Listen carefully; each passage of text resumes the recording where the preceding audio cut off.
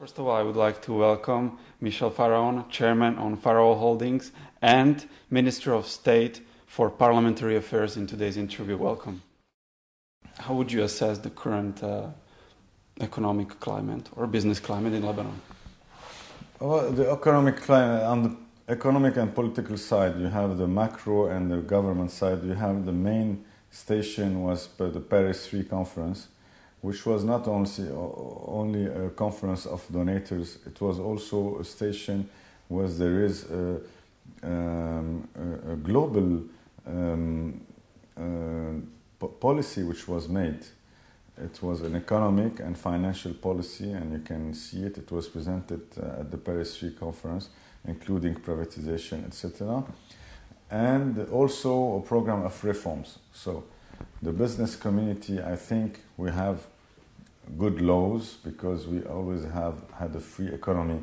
It's not like other countries like Egypt, like Syria, or other countries which are obliged to reform the law because the law was, Marxist or anything. And we have already the laws we need for the private sector.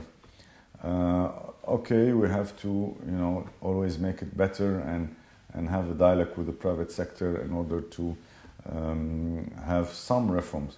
I would say the business sector is doing, I would say, not so bad.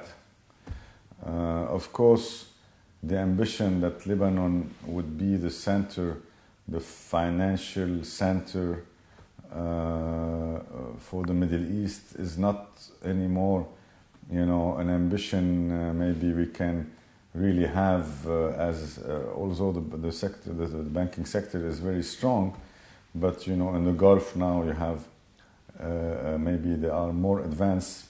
During the war, Lebanon was there was stalemate, and in the Gulf they were really progressing. So we have taken some.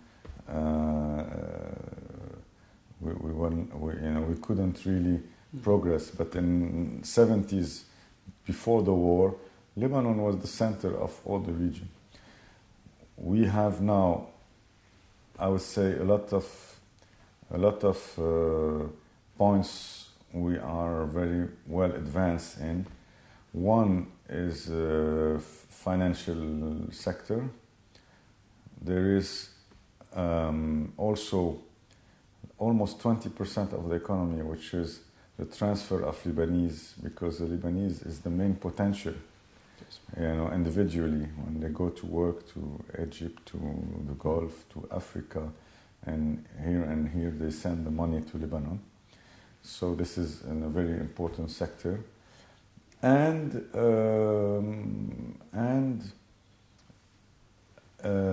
every important Lebanese industry has a presence also in the region. Because now, if there is an opening on Syria and Egypt and Jordan, President Hariri, and we are always thinking with him and with some, let's say, economical focused ministers of, to think to tighten and strengthen bonds between these countries in order to try to create a more open economic zone. And this is, something we have to look at, and this will be strengthened, although maybe the industrial sector is suffering because you don't have the same kind of cheap labor in Lebanon that you have in Egypt or else. But there is a combination. If you open the zone, Lebanon has a very important role to play within the region. What remains the greatest challenge for Lebanon? Of course, the challenge, no, I will put it another way. It's not the challenge of Lebanese only. There is a problem now in the region. And the main problem is some of it is linked to the sanction with Iran. There is the Iraqi problem, and mainly there is the Israeli run away from peace, and call it une fuite en avant. I don't know how you call it. They are fuite en avant as like you try to escape from peace. They're trying to, they're escalating. So there is some tensions, and when you link all of it, you have a serious worry for stability. And when you link the Israeli the cabinet, the Israeli cabinet, what they are doing now, and with the Palestinians in Jerusalem and elsewhere, the way they are like escalating all their procedures against the Palestinians. They are not responding to the American demand for peace. When you link also the process of the sanctions with Iran and nuclear sanctions, etc., of course there are some worries. It's not the internal political stability only.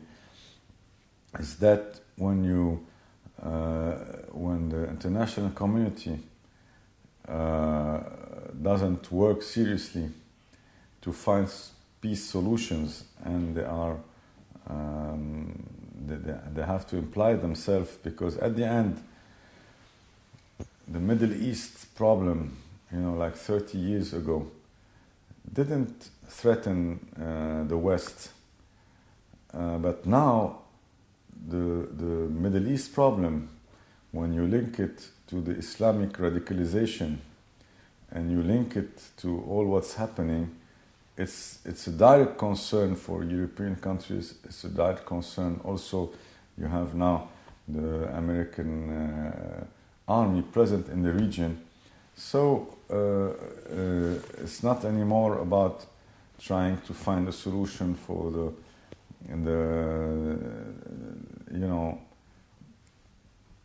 let's